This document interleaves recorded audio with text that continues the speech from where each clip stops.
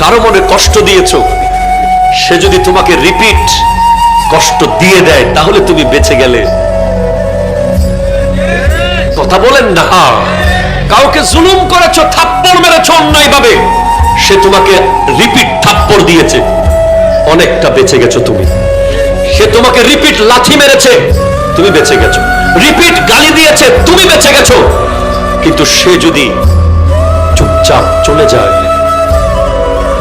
থাপ্পড় খেয়ে যদি চলে যায়, গালি খেয়ে যদি চলে যায়, আপন ভাইকে গলা ধাক্কা দিয়ে বের করে দিয়েছো জাগার জন্য, আপন চাচাকে এলাকা ছাড়া করে দিয়েছো, সে যদি চুপচাপ মসজিদের জায়নামাজে এসে বসে আর যদি বলে আল্লাহ সবাই ছেড়ে দিলে তুমি তো আছো,